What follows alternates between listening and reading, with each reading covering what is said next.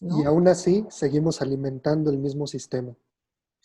Y exacto, y lo seguimos alimentando y seguimos generando la plusvalía de las instituciones de cultura con nuestro dinero, con Así nuestros es. recursos, ¿no? A ti te dicen, vete a trabajar a tu casa, haz tus videoconferencias, todo, pero no te dan dinero ni para el internet, ni nada. Es como, es de nuevo sufragar al Estado, ¿no? Exacto. Aún en la precariedad, ¿no? Y nada, bueno, volviendo al asunto de cómo me incliné por la performance y esto, fue ese es el camino. Y después ya en 2016 decidí irme a estudiar una maestría a España. Tenía dinero, tenía el recurso para poder irme, no el suficiente, pero bueno, Ujú. ya podía pensar en hacerlo, ¿no? Porque yo quería irme desde el 2012, pero no tenía dinero, no tenía dinero y no me dieron beca. Entonces, pues yo me fui sin beca, me fui a estudiar sin beca, me fui a estudiar con recursos propios. Eh, Hay que decirlo, me endeudé en el banco, ¿no? Para poder realizar una maestría, porque de nuevo, eh, no hay un sistema que procure a la generalidad de la población recursos para formarse. Hay que concursar por ellos y no es seguro que te los den. Entonces yo no me quise arriesgar y dije, bueno, pues le voy a vender mi alma al diablo y me voy a ir a hacer mi maestría. Y eso, ahí ya me fui y regresé en 2017, finales ya, sí. Fue muy bonito, fue una transición tremenda. De nuevo, me sentí como cuando era estudiante de prepa, ¿no? Así, en un mundo desconocido en el que había que adaptarme a todo. Fui a hacer un máster con un grupo de investigación y una universidad. El grupo de investigación se llama Artea y estaban haciendo el máster con la Universidad de Castilla-La Mancha, ¿no? Pues de Castilla, de la comunidad de Castilla. Aunque se impartía en Madrid, vivíamos todos en Madrid y tomábamos las clases en el Museo Reina Sofía. Ujú. Espérame tantito. Sí. Este,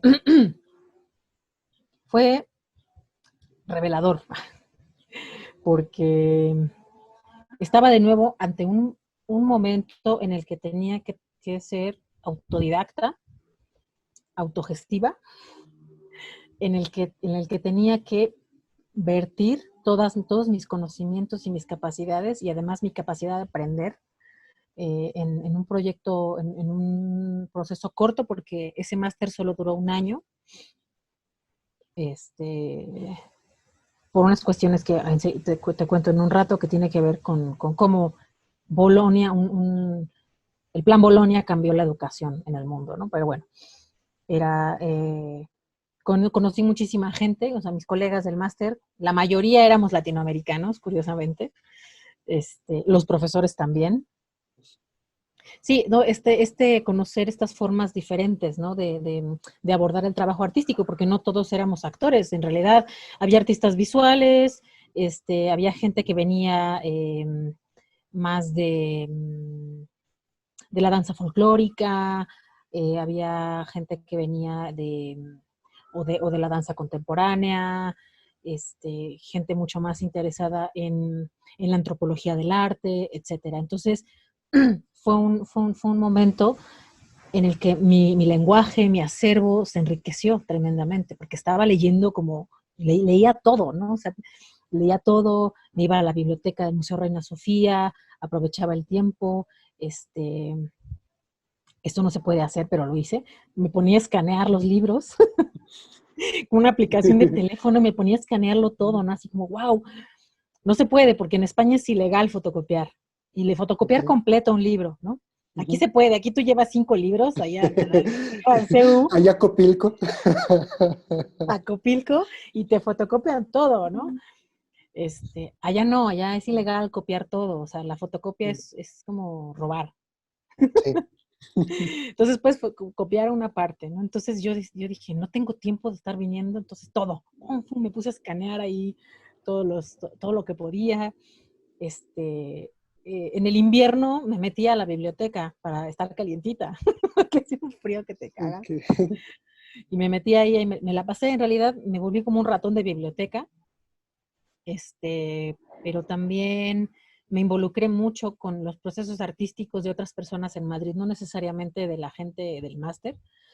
Por ejemplo, conocí a la Ribot, a María Larribot, a esta performancera, en un Ok. taller que dio gratuito en la Sala El Águila en Madrid, y yo estaba así, como dicen ellos, flipando, porque admiro su trabajo, ¿no? Entonces tuve la oportunidad de estar ahí en su taller, conocerla, y yo estaba en el nirvana total.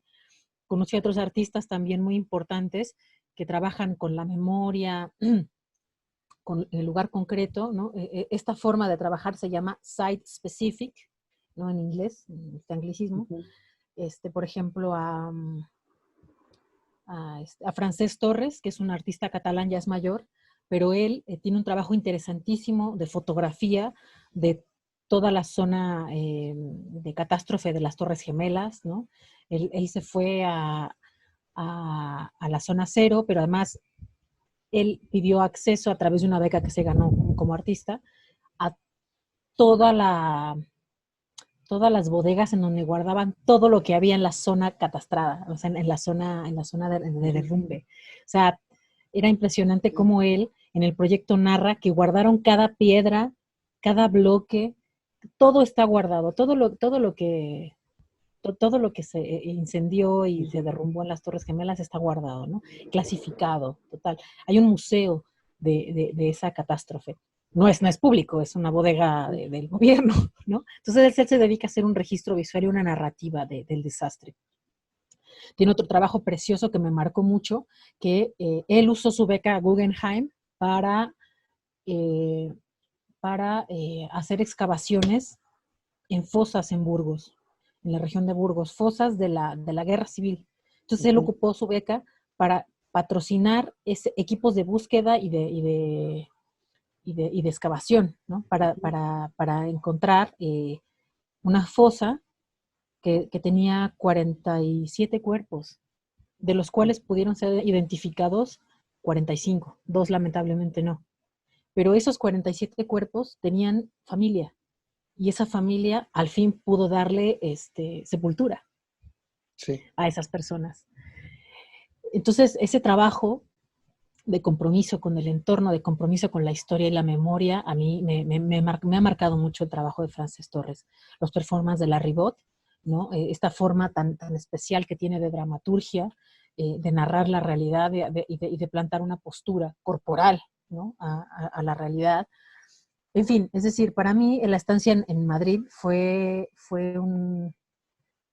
pues sí, un momento muy privilegiado de poder conocer y de poder estar de cerca de artistas. Tuve también la chance de estar colaborando con unos colegas que a la fecha colaboro, que los quiero muchísimo, que es un grupo de videoartistas y de gestores culturales que llevan un festival de videoarte que se llama Proyector.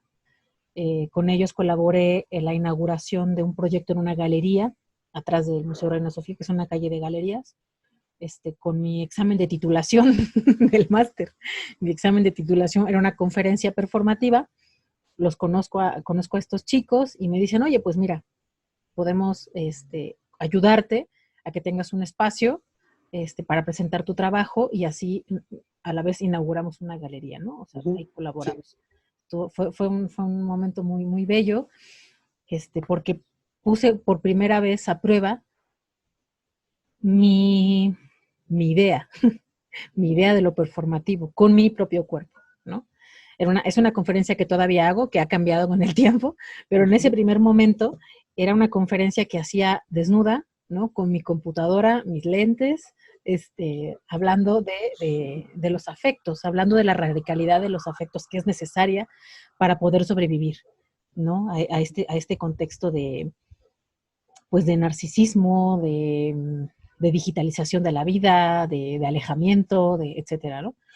Entonces, pasaron muchas cosas más en Madrid, ya es Ujú. toda una anécdota, pero en concreto fue ese momento en el que, en el que pude materializar una idea de trabajo performativo. Además del saberme migrante y del saberme vulnerable, ¿no? Porque también ese fue uno de los materiales que le dieron vida a mi conferencia performativa sobre los afectos, ¿no? Eh, el tema de la migración y el asunto de ser una persona vulnerable, de ser, en cierto sentido, una persona sin derechos, ¿no? Porque no es lo mismo migrar como ilegal que migrar como estudiante. Como estudiante tienes una cierta protección, ¿no? Exacto. Pero aún así, ¿no? Eres aparte, eres Ujú. aparte, ¿no?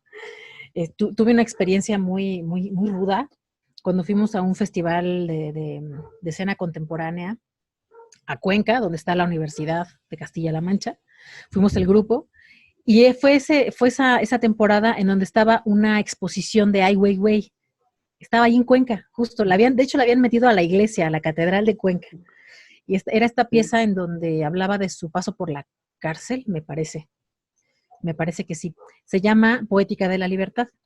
Entonces, pues nosotras no teníamos dinero para pagar la expo, para entrar a ver la expo, solo queríamos ver la iglesia. Le dijimos a los guardias, pues solo queremos ver la iglesia. No, no, hay que pagar para entrar, porque yo no sabía que se pagaba para entrar a las iglesias, algunas en Ah, España. sí.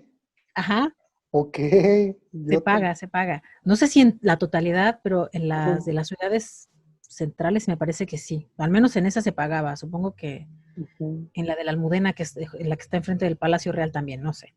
Pero se nos hacía como ilógico. Además Sí. éramos una uruguaya, una chilena, estaba una colega de francesa y yo. Y estábamos indignadísimas, así, ¿cómo vamos a pagar por entrar a ver la iglesia? Desconocíamos eso.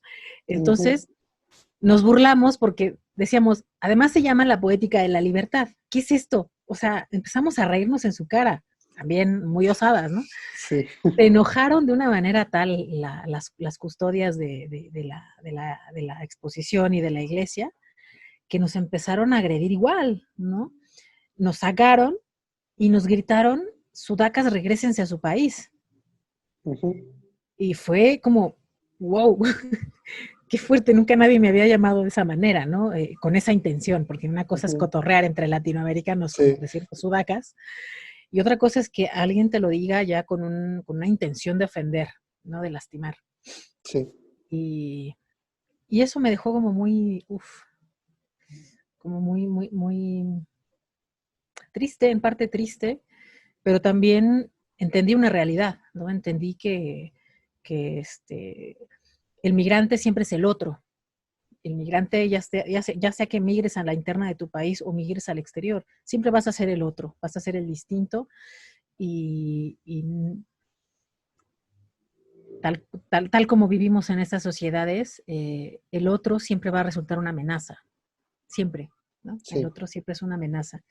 Entonces, todas estas experiencias de migración, este, en parte de soledad, que vivimos, estuve un rato como mucha soledad, orillaron y la producción de esta performance de afectos radicales, ¿no? Yo dije, no, yo creo que la radicalidad de la ternura y del afecto va a ser mi camino, porque quiero vivir, ¿no? Quiero sobrevivir en este mundo y la forma va a ser mostrarme tal cual soy y hablar de estas ideas del afecto radical. Y lo hice, así lo hice. Ujú. Entonces, cuando pienso en, claro, mi examen de titulación lo hice desnuda, lo hice en pelotas y le di una conferencia.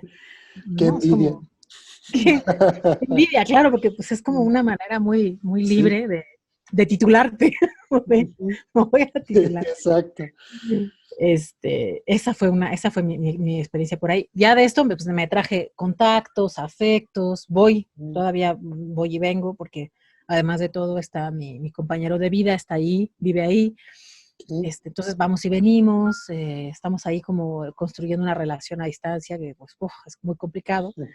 pero ha sido también otra experiencia de amor y de afecto tremenda, tremenda, tremenda, que yo si me dijeran, ¿lo volverías a hacer? Por supuesto que lo vuelvo a hacer. Y bueno, esa fue como la experiencia del viaje. Y ya con toda esta experiencia, las vivencias, ¿Cuál era el plan? ¿Cuál era el plan? ¿Cuál es el plan ahorita? ¿A qué te enfrentaste al regreso? ¿Y cómo lo has estado sobrellevando hasta ahorita?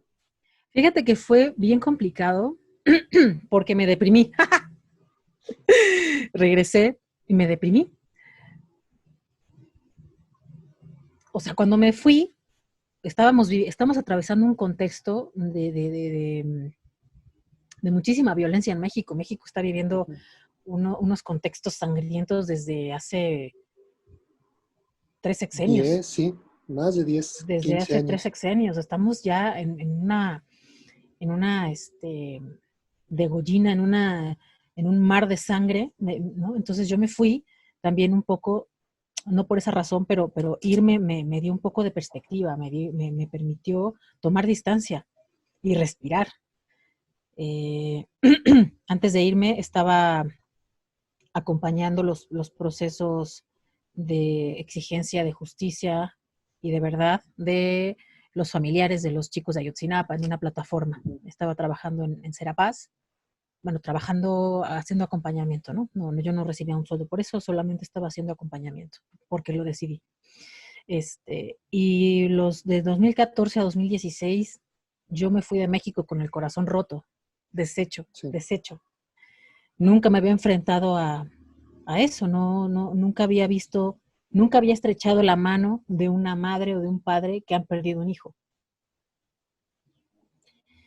Y ha sido uno de los procesos de aprendizaje más duros. Y cuando regreso de España, me encuentro pues, con lo mismo, ¿no? Con que esto va a Sí. seguir así, no va a cambiar. También porque allá no es que no pase nada, pero bueno, yo me sentía más segura.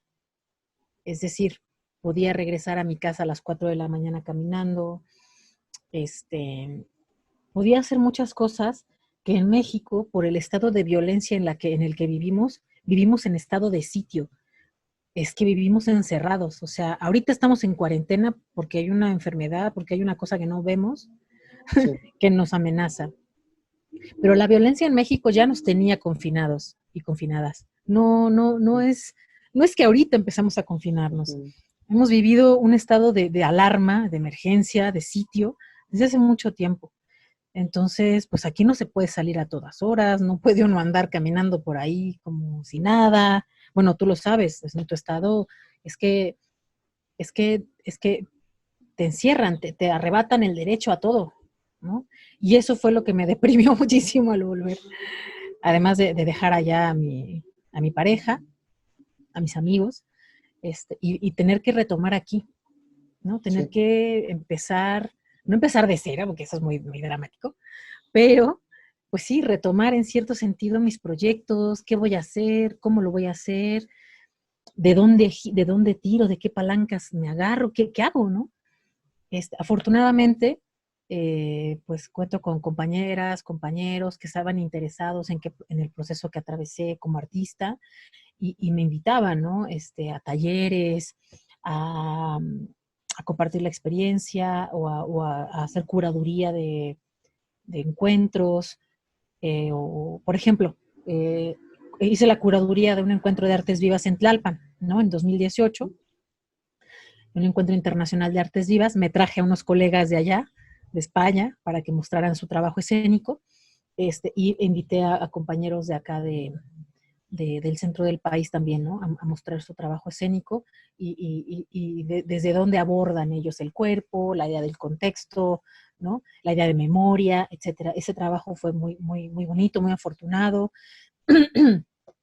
Pude recuperar mi trabajo estable, ¿no? Mi trabajo institucional, Ok. que me permitió vivir, seguir manteniéndome, seguir viviendo, eh, y pagar la deuda del máster, pagar mi deuda, este, pero sí, honestamente sentí como que había perdido a mis amigos, ¿no? Sí. Me sentía como la hija pródiga que vuelve y que pues tiene que recuperar sus vínculos y sus lazos, ¿no? Sí, este, pero no fue así. Más bien, pues es extraño cuando alguien se va y no está cerca y no está en contacto, porque tampoco estuve muy en contacto con la gente. Me fui y me fui. sí. Pero fue muy lindo. Y en términos laborales,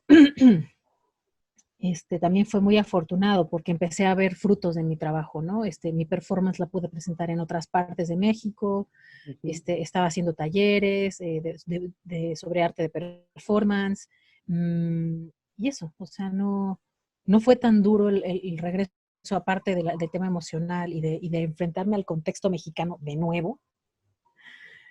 Lo demás fue muy afortunado, ¿no? Me siento muy agradecida con la gente que decidió empezar a colaborar conmigo aquí en México, ¿no? He podido organizar otro tipo de proyectos con colegas, ¿no? Con la misma Nora Castrejón, que colaboró en una pieza en 2019, que fue una residencia artística en el Museo del Chopo, que tuvimos afortunadamente, me contactaron, me pidieron que produjera algo para el museo y dije, ay, güey, ¿qué hago? Entonces aproveché que tenía un proyecto que estaba pensando en hacer un proyecto que hablase sobre cómo la movilidad en la zona metropolitana afecta a la vida, cómo influye eso.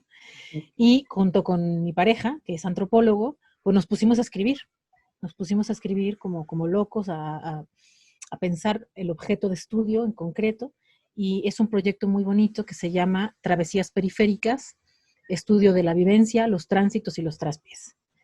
Que lo escribimos durante un año más o menos, ¿no? Él venía a México, hacía exploraciones, nos ponemos a escribir y a la distancia también. Y ya se lo propusimos al Chopo, le gustó, a la Dirección de Artes Vivas, que es Gabriel Yepes, le agradó el proyecto, y tuvimos la residencia en donde pudimos desarrollar durante 2 meses las acciones, que eran recorridos del centro a la periferia, en este caso la periferia oriente, que es Nesa, Sí. en una de las partes del oriente, Nesa, para generar encuentros concretos con grupos de personas, ¿no? Un Wow. recorrido. En este colaboró Ujú. Nora Castrejón y Edgar Hernández en la creación del sonido, ¿no? En la edición de sonido y tal, y Nora en el desarrollo de los recorridos, en la producción y tal. Sí. Entonces, teníamos ya un objeto teórico construido, llega la propuesta del Chopo del área de artes vivas de generar una residencia artística y le propusimos este proyecto. Le gustó mucho, le gustó y sobre todo le interesó cómo lo íbamos a desarrollar. Y era un proyecto que se desarrolló ahí en el Chopo en recorridos, ¿no? Que iban del Chopo a la zona oriente de Nesa, a Nesa, a la zona oriente del Valle de México, para generar encuentros concretos con personas que previamente ya habíamos orquestado, ¿no? Ujú. Uno de ellos, el primero, se llamó A Valor Mexicano, que esta frase la obtuvimos de una entrevista que nos dio uno de mis tíos que vive en Chalco, y básicamente nos dijo en una frase, ¿no? Los mexicanos, eh, no, él estaba enfermo y tenía que moverse al hospital a La Raza, me parece, pero pues no tiene un transporte personal, se tenía que mover en transporte público. Y nos dijo, pues me iba yo a Valor Mexicano así, al hospital, enfermo. ¡Fu! Claro, entonces esa situación la vive la mayor parte de la población, al menos en la zona metropolitana, ¿no? Al menos acá. Nos movemos básicamente a Valor Mexicano, los mexicanos vivimos a Valor Mexicano, ¿no? Sí. Entendimos esa frase como vivir desprovistos de toda protección, ¿no? Desprovistos de toda posibilidad de seguridad. Por eso se llamó ese recorrido a Valor Mexicano. Y en ese recorrido íbamos del Chopo al metro Pantitlán, al paradero, donde nos encontramos con un grupo de amigos míos que conocí en el box, que son boxeadores, pero que son comerciantes de ahí de Pantitlán, que además son líderes de comerciantes, y ellos nos dieron un recorrido por el paradero, ¿no? Son una maravilla, o sea, nos llevaron a todos los rincones inimaginados del paradero. contándonos las historias del paradero, la importancia de que existan comerciantes en el paradero, su relación con la ley y pues la cadena de afectos que han generado entre ellos como familia de comerciantes, ¿no? Como grupo a la vez vulnerable y a la vez poderoso. Eh, el otro recorrido se llamaba Cuerpos Vulnerables en Movimiento y ese lo hicimos del Chopo a, aquí a Ciudad Neza también, al Palacio Municipal. Bueno, enfrente del Palacio, en el Camellón, están las cruces rosas que han colocado las madres y los padres de mujeres víctimas de feminicidio. Y ahí nos encontramos con un colectivo de Neza que se llama Vivas en la Memoria, que trabaja y hace acompañamiento con familiares de víctimas de feminicidio o mujeres desaparecidas. Y nos contaron, ¿no? ¿Qué significa ser mujer en el Estado de México? ¿Qué implica desplazarse como mujer en el Estado de México, en el transporte? Y qué ha significado para ellas ser activistas, Sí. ¿no? había unos tendederos eh, de servilletas que están bordadas con los casos de las chicas, ¿no?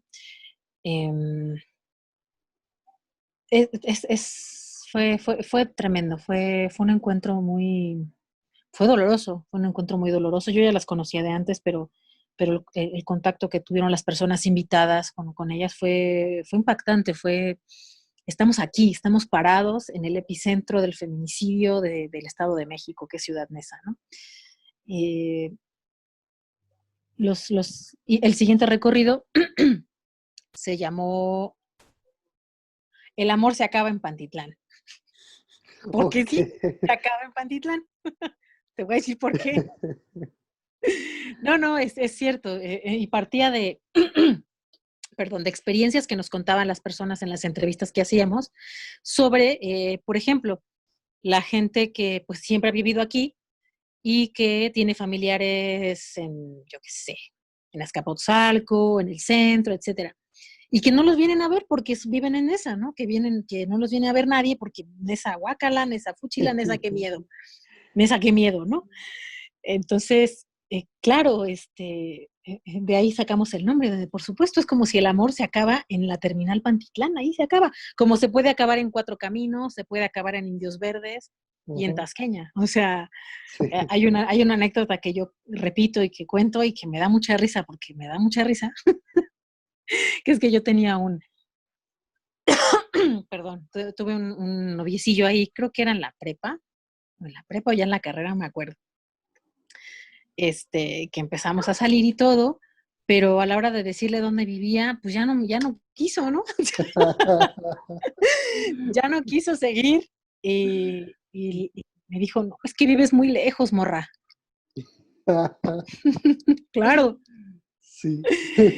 claro, entonces sí, efectivamente, el amor se acaba en Pantitlán. Y Sí. ese recorrido fue muy peculiar. No lo empezamos en el Chopo, lo empezamos en el barrio de la Soledad, ahí por la Merced, donde está la plaza de las prostitutas, de las mujeres adultas mayores, que es un lugar tremendo que a mí siempre me ha causado mucha curiosidad, es enigmático para mí, y porque ahí, desde los 50 a los 80 más o menos, es donde salían los camiones que te traían a Ciudad Neza, unos guajoloteros ahí Ok. tremendos. De Ajá. ahí salían. Entonces, toda la gente que se iba a trabajar al centro, de Nesa al centro, pues, ¿no? Ya sabía dónde tomar aquí los guajoloteros, que los llevaban y los dejaban en Plaza de la Soledad y ya de ahí agarraban camino para donde les tocara.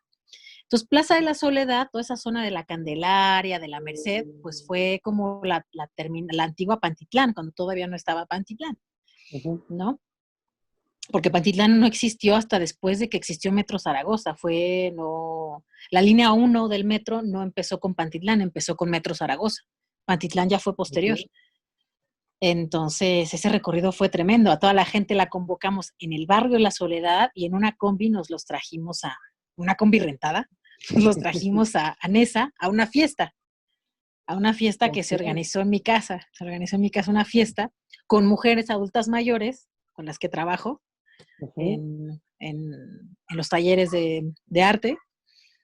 Y era básicamente como si les celebráramos su cumpleaños a ellas, ¿no? Ellas eran las invitadas de honor de la fiesta. Entonces había pastel, comida, globos, mesas, así. Fiesta, fiesta de... Sí. Parecía bautizo, así, fiesta. Y en esta reunión, ellas lo que hacían era compartir sus historias de fundación de la ciudad, ¿no? ¿Qué les implicaba, ¿no? Un poco replicando lo que hicimos en reconstrucción, en el proyecto Reconstrucción, de contar la memoria, de contar el invento del mundo que ellas hicieron aquí. Ujú. Hicimos con este proyecto una investigación de imagen muy potente, ¿no? Fuimos al centro de investigación es como un archivo aquí en Ciudad Neza, y tenemos cantidad de fotos de cuando estaba esto hecho un lago, un lodazal, y luego cómo fue convirtiéndose en una ciudad urbanizada y, ¿no? Toda esta historia de progreso. Entonces, pues traíamos a cuenta esas imágenes, las mostrábamos, ellas nos contaban, nos reímos, algunas lloraron como siempre, ¿no? Al contar sus historias. Entonces, y este encuentro finalizó con eso, con una comida. Todos los encuentros finalizaban comiendo, ¿no? Todos compartíamos algún alimento y pues, nos regresábamos a nuestra casa, ¿no? En este caso teníamos que regresar a la gente que fue al Chopo en la combi, porque pues ni modo de, De regrésense dejarle ustedes en metro, allá en la Plaza de la Soledad. ahí en la Plaza de la Soledad. No, no, no, fue una residencia muy bonita. Y después hicimos un laboratorio ya en el museo, ya en las instalaciones del museo. Invitábamos a quien quisiera ir a compartir sus experiencias de movilidad en la ciudad. Llegaron muchos chicos, sobre todo jóvenes, ¿no? Chavos y chavas, a compartir sus historias de cómo se mueven en la Ciudad de México, ¿no? Curiosamente llegaron muchos de las llamadas periferias, que les dicen periferias, pero no son periferias, son otras ciudades. No es una periferia, es otra ciudad. Y a contar pues, su experiencia física, ¿no? Con el desplazamiento.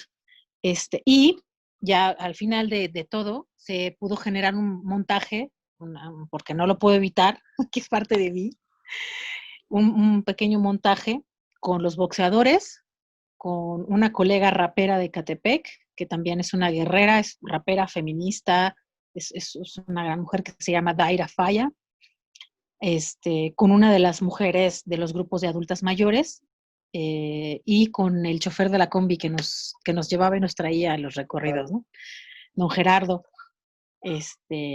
Y cada uno contaba, daba un testimonio en escena, ¿no? Tenía un espacio escénico concreto y escogió la forma, cada uno, les dije, ustedes elijan la forma en que quieren narrar esa experiencia, ¿no? Les colgué un costal a los boxeadores ahí en el escenario del Chopo. Claro, porque además ellos son deportistas de alto rendimiento. Ya no, porque tuvieron que elegir mantener a su familia, pero uno de ellos era del equipo olímpico de boxeo, es decir, Wow. no, No, no, no no, eran cualquiera. no eran cualquier boxeador. Que bueno, aquí vas a Nesa y encuentras boxeadores así debajo de las piedras, Sí. pero ellos, los pellicos que les dicen ahí en el metro, son boxeadores, ambos magníficos, ¿no? O sea, yo los conocí, yo empecé a boxear como a los 24, 25, y ellos ya eran boxeadores y eran menores que yo. O sea, ellos ya Sí. estaban boxeando profesionalmente, bueno, amateur. Ujú. Entonces, sí, este montaje fue muy lindo, fue corto, era un montaje breve, pero ellos tomaban la voz, ¿no? O sea, no era de nuevo el actor, la actriz, Ujú. el antropólogo contando la historia, no, eran las personas con su propia voz narrando, ¿no? Eh, Eso fue, y con las colaboraciones de Edgar Hernández y de Nora Castrejo pues fueron invaluables porque se encargaban Nora de producción, de facilitar los medios para los asuntos, de aportar su propia narrativa también, ¿no? Como habitante de la Ciudad de México, y Edgar de la construcción del sonido, ¿no? ¿Qué hacemos con los sonidos de la ciudad, ¿no? ¿Qué Sí, hacemos con las músicas que escuchamos en la ciudad? ¿Cómo construye nuestro propio imaginario de ciudad la música, ¿no? Uno sabe diferenciar cuál es la música de microbús y cuál es la música de metro, de la sí, que te vende, la música que te venden. O sea, uno ya sabe, ¿no? Diferenciar dónde se pone una y dónde se pone otra. sí. Eh, O la de Coyoacán y la del centro. ¿Cuál es la música que se pone en el centro, en Coyo? ¿Cuál es la música que se escucha en las fiestas, en fiestas, por ejemplo, en las fiestas barriales en La Meche Ujú. o las fiestas de acá de Nesa, ¿no? Es como, a través de la música construimos nuestro propio imaginario de ciudad.